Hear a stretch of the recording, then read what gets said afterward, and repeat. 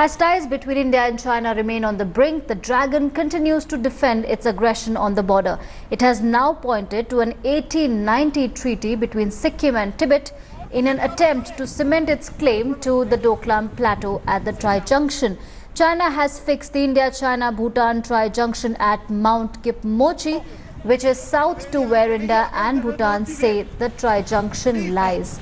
The 127-year-old Sikkim-Tibet Treaty allegedly marks the border at Mount Kipmochi. Beijing on Friday had even released a map showing its claims.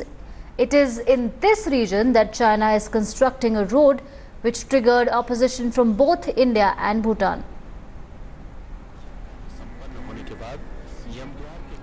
All right, we are joined by India Today's executive editor Gaurav Sawant. Good morning, Gaurav. As far as this latest thing, and in the last conversation you were telling me that it's a climb down by China while it points out at the 1890 treaty as far as the Doklam Plateau is concerned.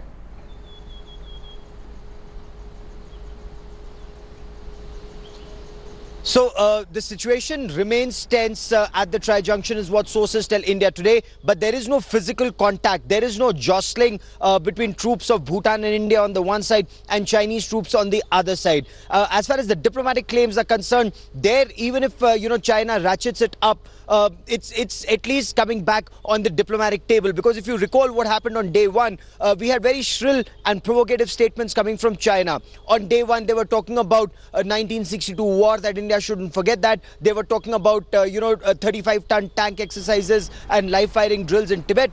But from that point to date, you see a change in situation, or at least that is what is being perceived at this stage. The standoff remains, troops remain deployed, their numbers have increased, but the tension that was in the air that this could escalate, that presently doesn't appear to be there. But it's still too premature to say whether it's going to escalate or de-escalate from this point on. But both India and Bhutan constantly telling China that if there are different perceptions of where the claim line is, the only way to sort it out is to be on the negotiating table and not unilaterally changing situation on ground, which is what the road construction project appeared to do.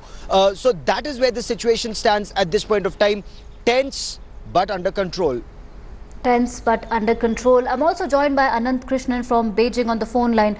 Anand, according to this 1890 treaty, China believes that China stakes its claim on the Doklam Plateau. Can you please, for the benefit of our viewers, break it down for the viewers, and whose line is it anyway? Because like Gaurav was saying that instead of releasing one statement after the other, I think all the parties should sit on the negotiating table. Well, that's right, Archana. I think you hit the nail on the head. Whose line is it anyway is the question.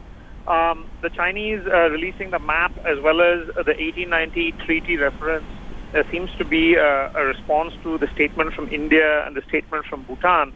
So what the Chinese are saying is, in their view, this is not even a disputed area because the Sikkim-Tibet Treaty fixes the tri-junction point where China claims it to be today. So that seems to be the Chinese view. But at the same time, as Gaurav very rightly said, the fact of the matter is China has also signed 2 agreements with Bhutan, the last one in 1998, saying that while they discuss a final settlement, no one will take steps to alter the status quo. So Bhutan seems to have a solid case themselves in saying that by building the road into this area, that China is precisely doing that. So the question now is, as Gaurav says, is how all 3 sides will de-escalate, and if they can find a way to resolve this standoff and return to the status quo now that we're almost entering the 3rd week of this standoff incident. All right. Thank you so much, Anand Krishnan and Gaurav Sawant, for that comprehensive update.